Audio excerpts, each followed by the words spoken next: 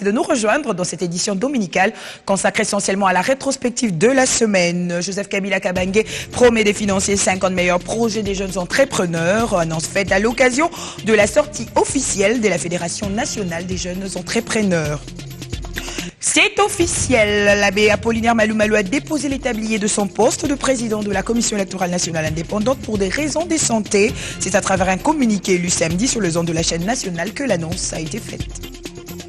Et puis, 4e journée de la Ligue nationale de football, le Daring Club Motema Pembe brise la malédiction de 6 ans en arrachant une victoire contre l'SV Club ce dimanche au stade Tata Raphaël de la Quétule. Score de la rencontre, 1-0.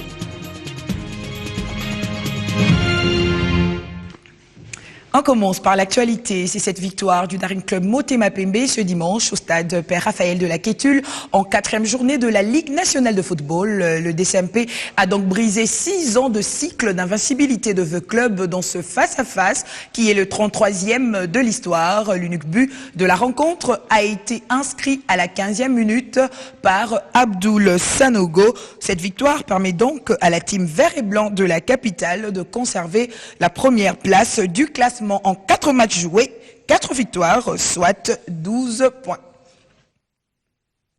Il y a de l'électricité dans l'air au sein du Parti démocrate chrétien. Certains cadres et militants désavouent leur autorité morale en la personne de José Ndundu Bonongue et pour cause sa prise de position au sein du G7 qui, selon eux, serait en violation des dispositions impératives régissant les engagements du parti.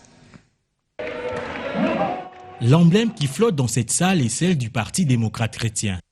Et les cadres dans l'estrade sont ceux de ces partis qui protestent contre le comportement des leaders du G7 dont fait partie leur autorité morale.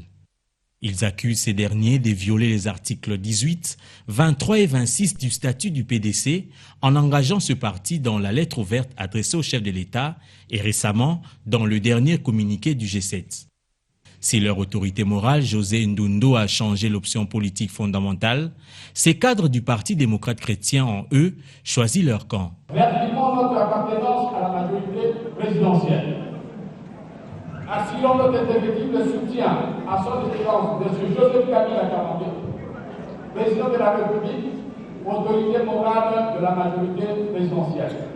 Lançons un appel aux cadres qui se sont fourvoyés à rentrer dans le rang en se souvenant des principes chers qui ont jadis prévalu à la création de notre cher parti.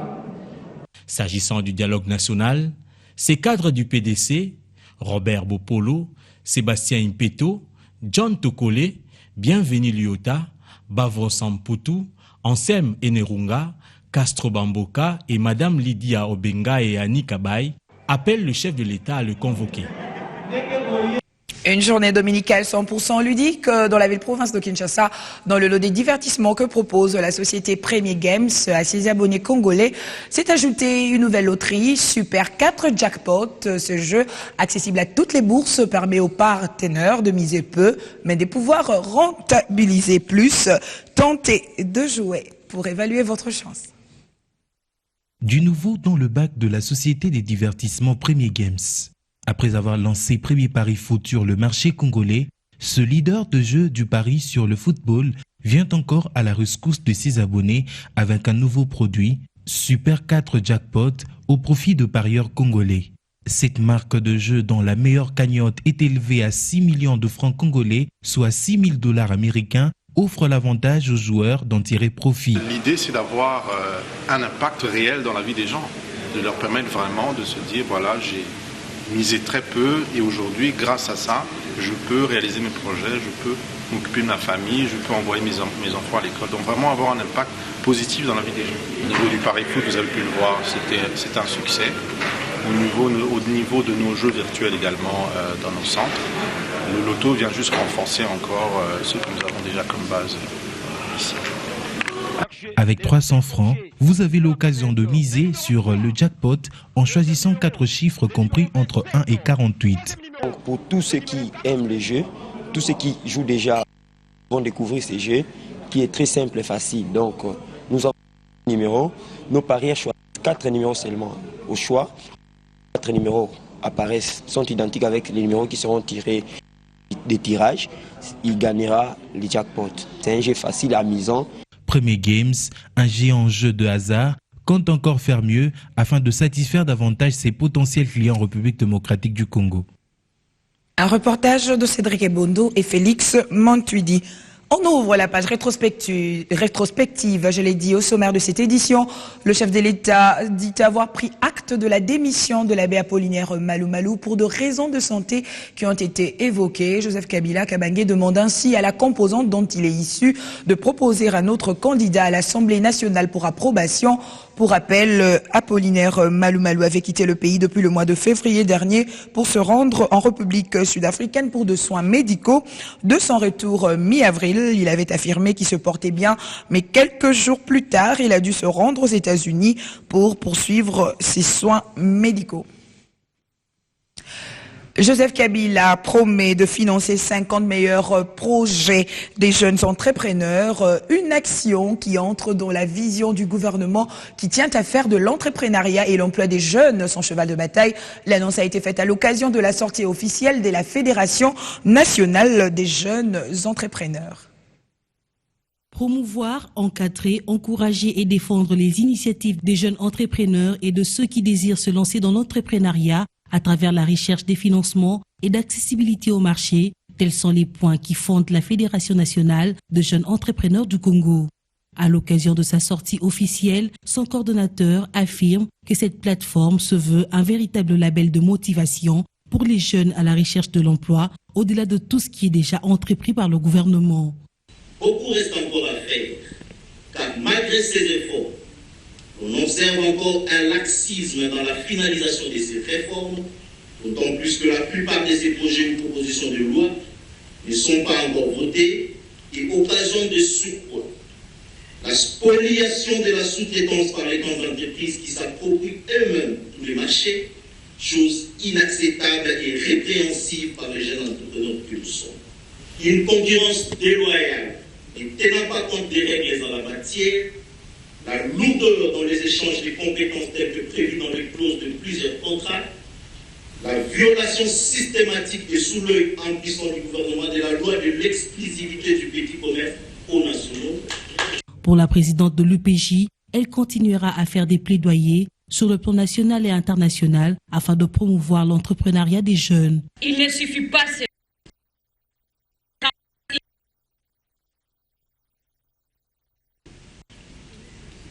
de nous poser la question de savoir qu'allons-nous faire.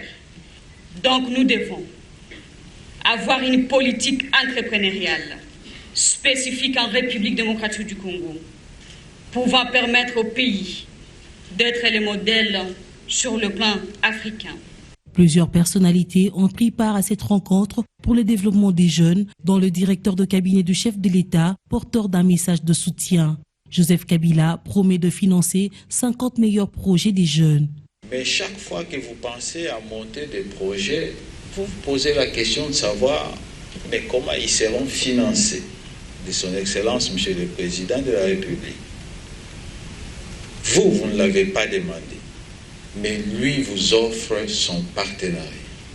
Pour les ministres des petites et moyennes entreprises, cette initiative contribuera à poursuivre l'éclosion de l'entrepreneuriat des jeunes et constitue un palliatif rassurant dans la lutte contre le chômage.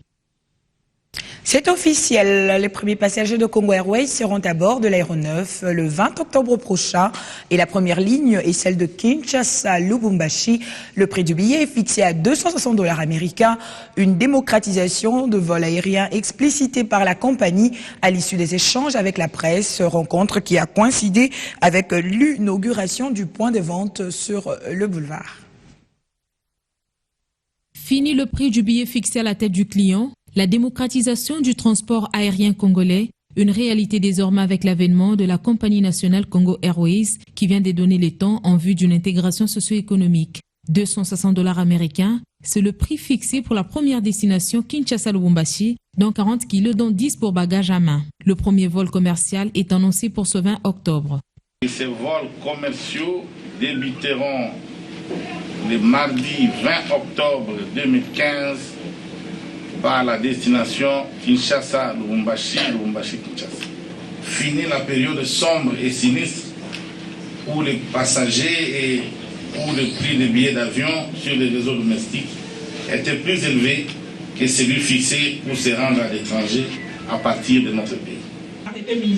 Dans le souci de demeurer la référence dans le secteur du transport aérien congolais, Congo Airways annonce étendre sa couverture domestique progressivement au profit des autres villes et pour s'assurer la sécurité et fiabilité, la compagnie annonce bénéficier des expertises techniques internationales les plus diversifiées lui permettant de se conformer aux normes internationales. C'est des avions de moins de 10 ans. C'est des avions qui seront maintenus régulièrement. C'est des avions qui seront et qui sont conduits par des équipages qualifiés et qui seront régulièrement formés. Et nous avons signé des contrats avec des prestataires de haut niveau. On a cité Airbus Industries, on a cité Ewings. Donc nous sommes très bien entourés. Il n'y a pas une seule société ici au Congo qui a des compétences dont dispose Congo Airways. Par cette même occasion des échanges avec la presse, la flotte composée de 2 Airbus A320 qui exploiteront cette destination compte acquérir d'ici janvier 2016 un autre Airbus et un avion turbopropulseur. La cérémonie s'est soldée par l'inauguration du point de vente Congo Airways sur le boulevard.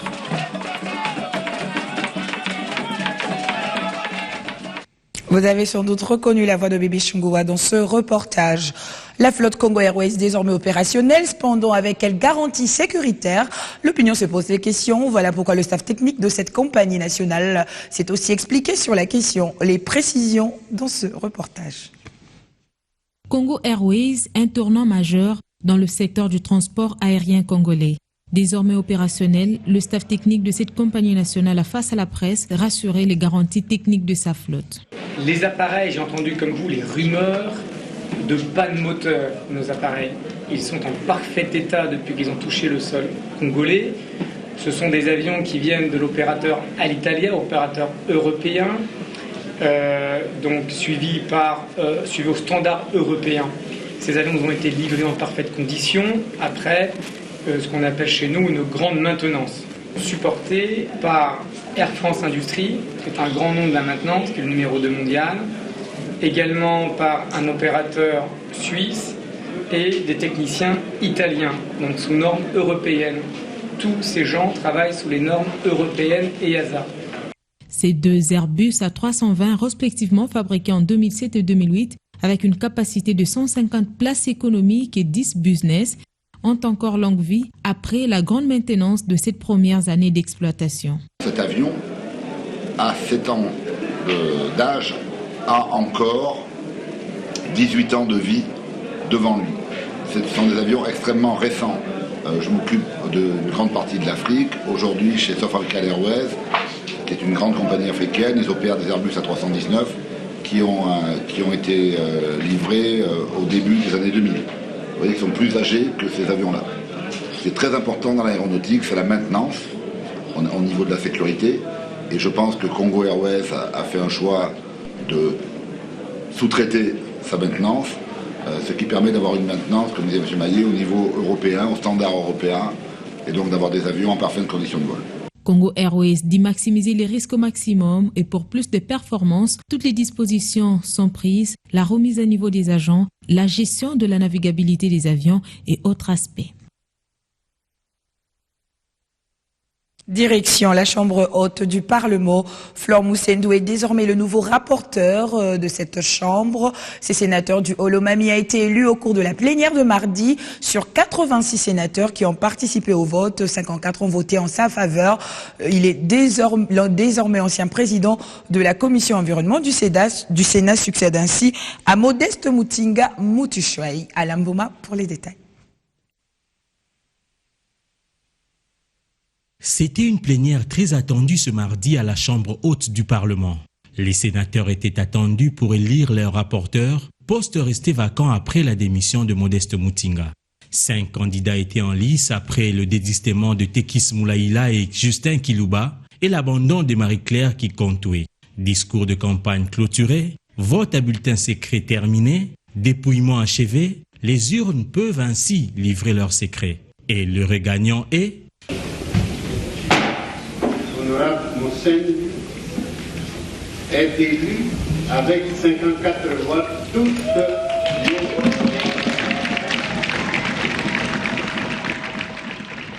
Le premier mot du nouveau rapporteur du Sénat, désormais ancien président de la commission environnement retentit.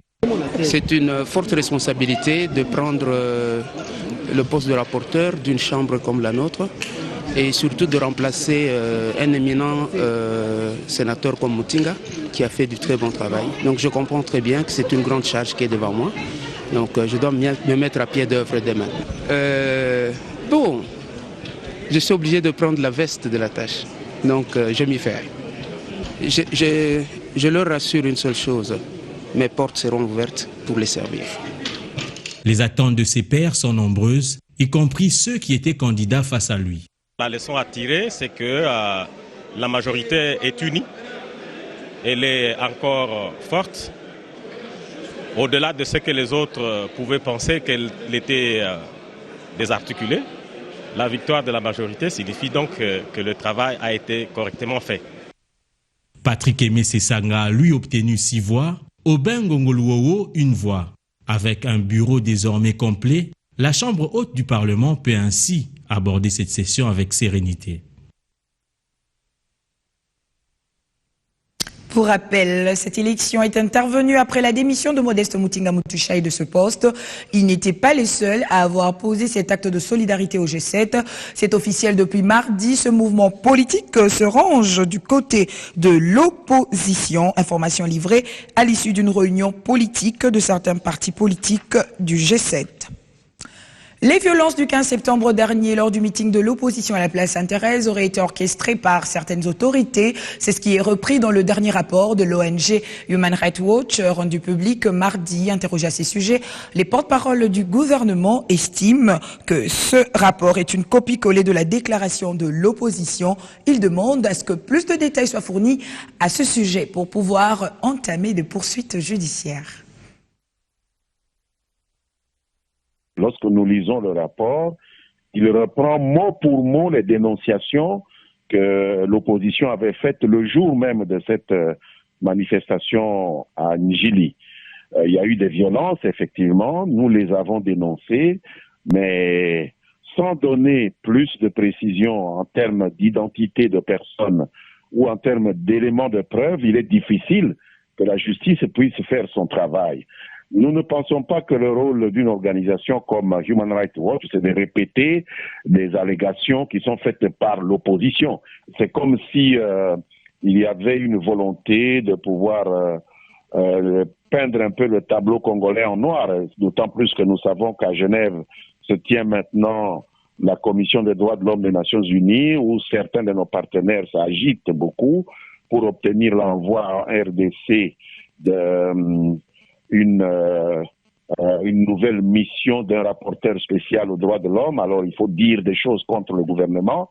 Mais si c'est vraiment la recherche d'une vérité concernant une implication quelconque de responsables, proches du gouvernement ou pas, puisque toutes les même si elles viennent des gens qui sont proches de nous, Human Rights Watch aurait quand même fait l'effort de nous fournir des éléments documentés au lieu de répéter simplement les communiqués de l'opposition. Rendons-nous à l'est du pays. Le pilonnage attribué aux hélicoptères de la mission onusienne pour la stabilisation du Congo en début de semaine, lundi et mardi, dans les villages de Mutsanga, Besso et Bukucha en territoire de Walikale, aurait fait 5 morts et 3 blessés. En réaction, la notabilité de ce territoire de Walikale, qui avait été reçu jeudi par l'autorité provinciale, a exigé des enquêtes indépendantes pour établir les responsabilités. Muni des affiches où l'on pouvait lire Walikale en deuil, Pinga en deuil. C'est ainsi que certains ressortissants de Walikale ont envahi ce jeudi le gouvernorat des provinces. Ici, ils ont été reçus par l'autorité provinciale, lui exprimer leur mécontentement à la suite de ces bombardements par les hélicoptères de la MONUSCO sur les zones habitées autour du secteur de Pinga. Nous, pour les besoins de la paix. Et comme il fallait apaiser les tensions, les esprits déjà surchauffés, nous avons fait ces contacts avec le gouvernement provincial, tout comme avec la MONUSCO, pour que nous puissions mettre en place une petite équipe qui puisse se rendre sur le lieu, faire les constats de ce qui s'était effectivement passé sur le lieu au niveau de Mutsanga, dans la zone de Pinga. D'après ce qui nous a été rapporté, c'est qu'il y a eu effectivement des bombardements dans le village de Mutsanga, et dans ce village il y avait un groupe de gens, des populations qui s'étaient déjà installées, et beaucoup d'autres populations ont commencé à organiser leur retour à Mutsanga, et c'est maintenant qu'il y a eu des bombardements par les hélicoptères de la MONUSCO, et ça a choqué en tout cas plus d'une personne, et nous comme notabilité nous avons bien jugé de nous rendre sur le lieu, constater réellement ce qui s'est fait sur le lieu. Il y a eu un bilan provisoire de 4 morts et 4 blessés. Et ce matin, nous venons d'avoir un coup de fil où on nous dit que parmi les 4 blessés, il y a un qui est décédé ce matin. Donc ça fait 5 morts et 3 blessés maintenant. Sur toutes les lèvres de la notabilité de Walikale, l'on exige une enquête indépendante pour établir les responsabilités. C'est ainsi que nous, la communauté, nous demandons à ce qu'une enquête soit diligentée d'urgence et qu'elle soit mixte, la MONUSCO, le gouvernement, la société civile, les communautés. Un reportage de notre permanent à Goma, Patrick Sialoua. Revenons dans la capitale, les enseignants pour l'égalité des genres, c'est les thèmes retenus cette année à l'occasion de la célébration de la Journée mondiale de l'enseignant. Ils sont à compter par milliers qui exercent cette profession en République démocratique du Congo, métier exercé avec d'énormes difficultés, occasion pour ces professionnels de la CRE de rappeler leur rôle principal de taille, pas de moindre, qui devrait se suivre d'une très grande considération. La carrière d'enseignant résiste et résistera toujours à d'autres métiers qui se substituent à la place des éducateurs.